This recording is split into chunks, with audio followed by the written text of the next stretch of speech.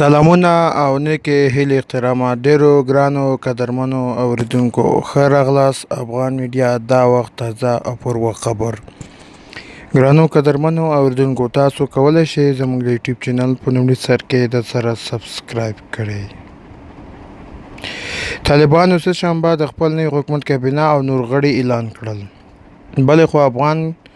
طالبان وایي نړیواله ټولنه د بشري مرستو هرکلی کوي خو په بدل کې هیڅ ډول شرطونه نه مني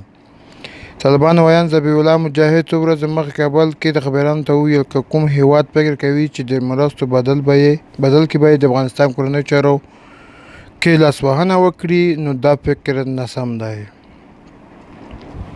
طالبان وایي ذبیح الله مجاهد څو ورځې مخکې کابل کې خبریالانو ته وویل چې کوم ډله چې تیر کې ویلي فساد او ګډوډي مخنیوي لپاره اړین دي چې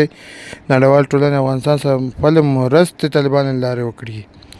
اوس د ملګرو ملتونو سرمنشي ویلي طالبان مشرتابه سره د باور فضا رامنځته کول مهم چاره ده خو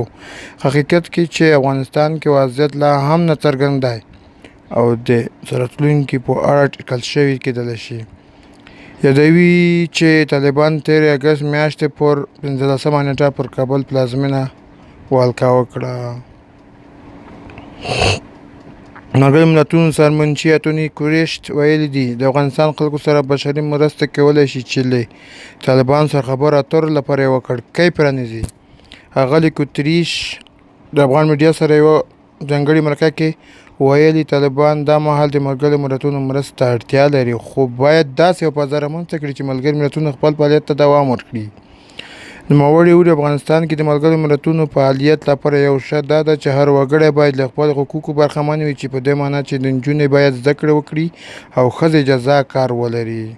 ملګرو ملتونو سرمنشي وویل میلیونونه وګړي بېځایه شوي دي او ګاونډیو هېوادونو ته کډوال شوي دي له کلونو راهیسې جګړه روانه ده افغانان دومره کړېدلي چې تصور یې هم نشي کېدلی موږ غواړو افغانستان کې پاتې شو او فعالیت وکړو خو طالبان باید دغسې شرطونه برابر کړي چې موږ وکړای شو خپل فعالیت ته دوام ورکړو ښاغلي ګوتریش وایي طالبان باید پوه شي چې بشري مرستې اړینې دي دوی باید پوه شي چې نړیواله ټولنه په افغانستان کې مرستو ته لا ډېره وړتیا وښیي خو په دې شرط چې دوی ځینې اصول ومني ګرانو قدرمنو اورېدونکو دا و تازه خبر چې موږ تاسو سره شریک کړل